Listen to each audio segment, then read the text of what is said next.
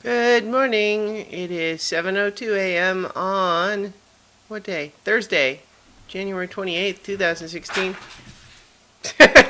Luna just ran in from the other room. I'm Christiana Ellis and I just got up. This is 5 more minutes. So a little bit behind schedule this morning. Didn't sleep well. Neighbors were making noise and Luna felt like she needed to bark at that kind of late into the night.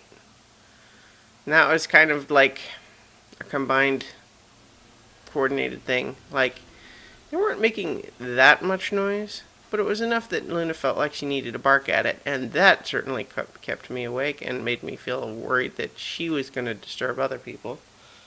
So, that's not ideal. Also, kept me up late, so I'm not feeling very good. I'm actually feeling a little bit congested too, so this is a day where I would probably call in sick, except that there is a meeting that I really kind of have to take. It's like we have someone coming to site who we've been literally like waiting on for weeks to have this meeting. So, all right. Anyway, in happier news, I finished Undertale last night.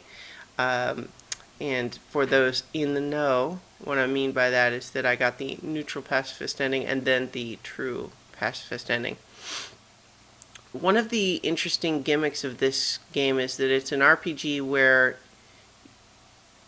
you have all of these encounters with monsters, just like any other turn-based um, Final Fantasy style RPG, but you never have to kill anything. There's always some other way. Um, like, for example, you might be up against this monster who keeps telling you corny jokes, and you'll have an act menu, and it'll let you say laugh at their jokes, and then when they say, "Oh, I see you appreciate true sophisticated humor," and then they don't want to fight you anymore, and you can just walk away. Um, so that's a really kind of a clever implementation. Visually, the game it's deceptively simple, especially at first. It has graphics that are somewhat reminiscent of like maybe old 8-bit games, but pretty soon what you realize is that like the little kid character that you have is really very very basic and very limited animation, and you discover relatively soon that um, there's actually a lot more going on. It's just like your character is really simple, and then there's everything else is still pixels, but there's some really great pixel work and animation being done there.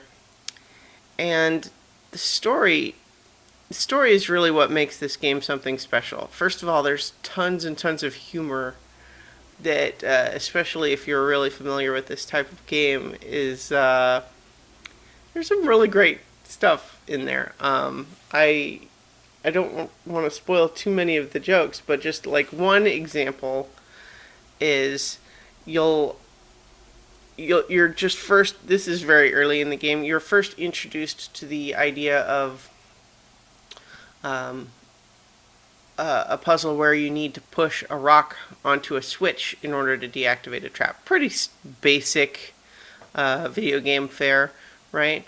But one little sign elsewhere in the room will say 3 out of 4 rocks enjoy being pushed onto switches.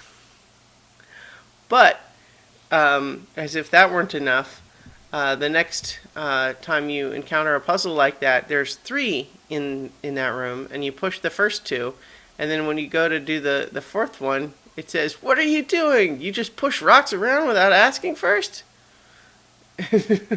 So it's like, oh, it's the fourth rock that doesn't enjoy it.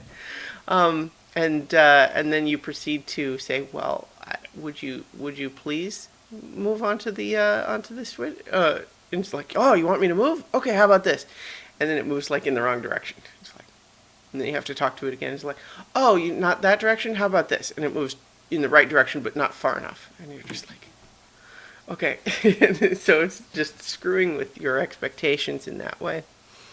But what's also really great about it, and what, like I said, what makes the game really special is ultimately